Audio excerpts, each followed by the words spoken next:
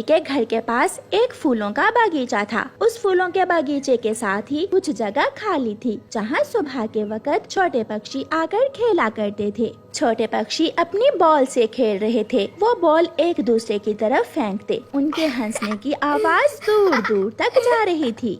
गौरी कव्वी अपने फूलों के बगीचे के पास बैठी हुई थी। मेरे बागीचे के फूल कितने सुंदर हैं। ऐसे रंग बिरंगे फूल पूरे जंगल में कहीं और नहीं होंगे। मेरे पड़ोसी, उठो, तुम अभी तक सोए हुए हो? वो आ गए, सब खेलने आ गए हैं। क्या तुम आज अपने छोटे दोस्तों को खेलता हुआ नहीं देखोगे? अपने दोस्त फूल की आवाज सुनकर छोटा फूल भी उठ जाता है और बागीचे के सारे फूल अपनी गर्दनें ऊंची करके छोटे बच्चों को खेलता हुआ देखने लगते हैं। ऐसा लग रहा था जैसे वो फूल तो खिले ही उन बच्चों को खेलता हुआ देखने के लिए हैं। चिड़िया का बेटा कुकू बॉल फेंकता है, मगर बॉल गलती से गौरी कव्वी के जा लगती है। गौरी कव्वी बॉल उठा लेती है। कमबख्त, मेरी कमर ही तोड़ दी। कितनी बार कहा है यहाँ ना खेला करो। जाओ, भाग जाओ यहाँ से।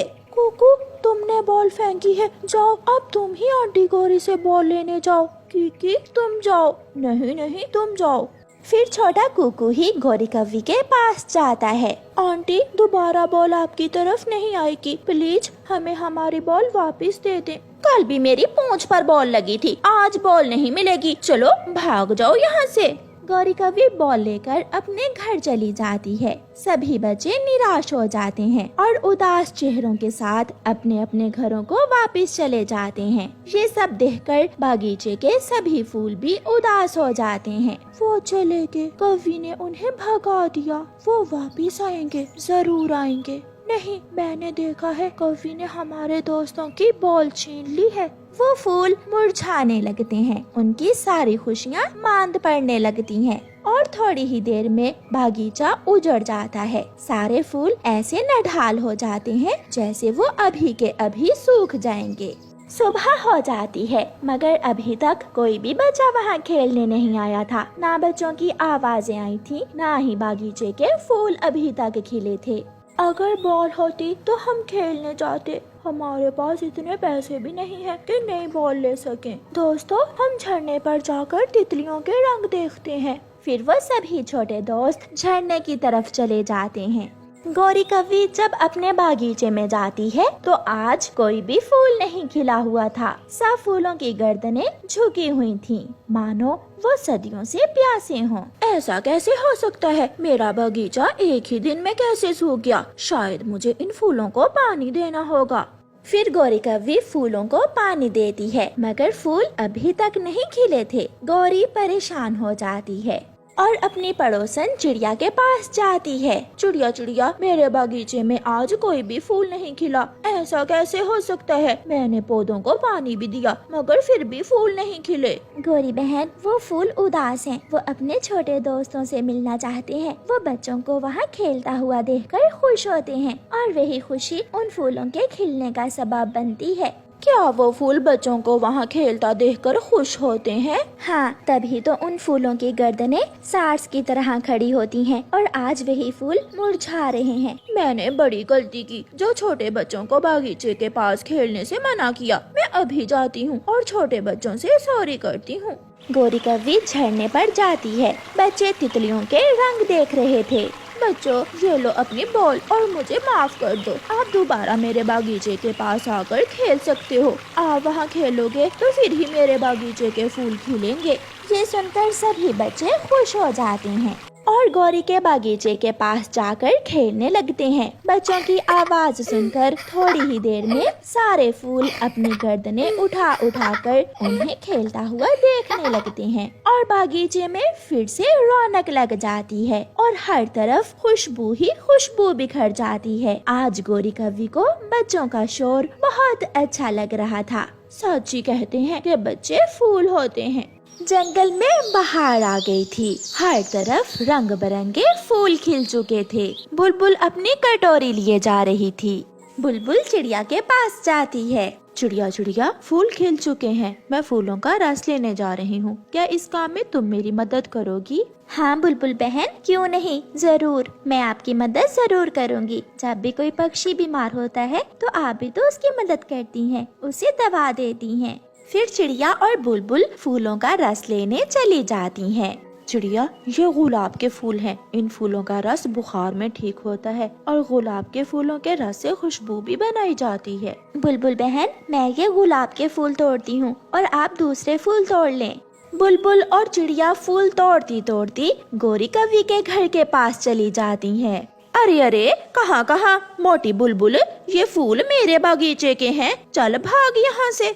गौरी बहन, बुलबुल इन फूलों के रस से हमारे लिए दवा बनाती हैं। छोटी चिड़िया, ना तो मैं बीमार हूँ और ना ही मेरा बेटा जग्गू, तुम जाओ और किसी और जगह से जाकर फूल तोड़ो। जब तुम बीमार होगी तो फिर तुम्हें पता चलेगा।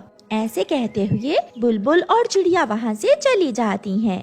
सारा दिन काम करने के बाद बुलबुल चिड़िया को कुछ दाने देती है और मीठे फूल का रस।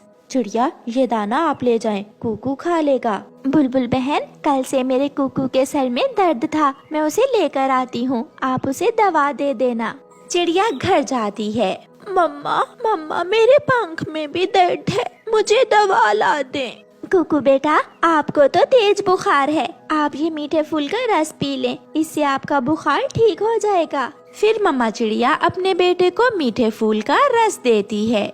कुछ दिनों के बाद गौरी कव्वी का बेटा जग्गू कौवा इंसानों की बस्ती में जाता है। एक हलवाई इंसान अपनी जलेबियां टोकरी में रखकर बेच रहा था।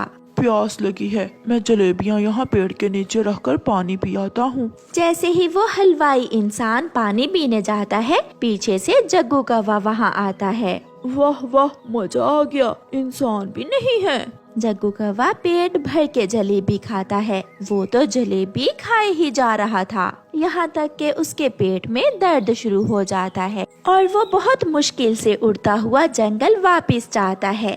वो घर जाते ही गिर जाता है। मम्मा मम्मा, मुझे बचा ले, मम्मा मेरे पेट में बहुत दर्द हो रहा है, मम्मा मुझे बचा ले। जग्गू बेटा, क्या हुआ, क्या खाया है आपने? मम्मा, मैंने जलेबी खाई है, हलवाई इंसान पानी पीने गया हुआ था, मैंने सारी ही जलेबियां खा ली, मम्मा बहुत दर्द है। जग्गू बेटा, इतना मीठा एक साथ खाओगे तो पेट में दर्द तो होगा ही। फिर गौरी कव्वी जग्गू को साथ लेकर बुलबुल के पास जाती है। बुलबुल बुलबुल बहन, मेरे जग्गू को बचा लो, मेरे जग्गू के पेट में बहुत दर्द है। गौरी कव्वी, मगर मेरे पास तो पेट दर्द की दवा नहीं है, मैं उस दिन जो फूल तुम्हारे घर के पास से तोड़ने गई थी, उन फूलों से पेट दर्द की दवा बनती है, मगर तुमने मुझे और चिड़िया को भगा दिया। बुलबुल बुलबुल बहन, मैं विनती करती हूँ, किसी भी तरह मेरे बेटे को बचा लो, मैं अभी वो फूल तुम्हें ला देती हूँ। गौरी कव्वी भागती है और अपने घर जाती है। ये फूल तो गिर गए हैं, यहाँ तो कुछ भी नहीं है। मम्मा मम्मा, बुलबुल आंटी, मुझे दवा दे दे, मैं मर जाऊंगा। बेटा, आपकी मम्मा आने ही वाली होंगी, वो फूल लेने गई हैं। नहीं बुलबुल बुलबुल बहन, वहाँ तो फूल गिर गए हैं। अगर उस दिन तुम मुझे फूल तोड़ लेने देती तो आज ये परेशानी न बनती। तुम जग्गू के पास बैठो, मैं जाती हूँ। फिर बुलबुल चिड़िया को साथ लेकर पहाड़ों पर जाती है। बहुत मुश्किल से उसे वो फूल मिलते हैं जिनसे पेट दर्द की दवा बनती है। बुलबुल बहन, जल्दी चलो, जग्गू रो रहा होगा। फिर बुलबुल वो फूल लेकर वापस आती है और दवा बनाकर जग्गू को 2 कतरे देती है। थोड़ी देर बाद जग्गू के पेट का दर्द ठीक हो जाता है। बुलबुल और चिड़िया, मुझे माफ कर दो, उस दिन मैंने आपसे लड़ाई की और आपको फूल ना तोड़ने दिए। अपने साथ साथ हमेशा दूसरों का भी सोचो। अगर आपके कारण किसी को मदद मिलती हो तो पीछे मत हटो, उसकी मदद करो। गौरी बहन, चलो जग्गू को घर ले चलो, मेरा कुकू भी घर में अकेला ही है। फिर गौरी कव्वी और चिड़िया वहाँ से अपने अपने घर के लिए उड़ती हैं। गौरी कौवी अपने घर में अपने बेटे के साथ बहुत खुश थी क्योंकि उसके बेटे के पेट में दर्द खत्म हो गया था। प्यारे दोस्तों, इस कहानी को लाइक, अपने दोस्तों के साथ शेयर और चैनल को सब्सक्राइब करना बिल्कुल मत भूलना। आपका धन्यवाद।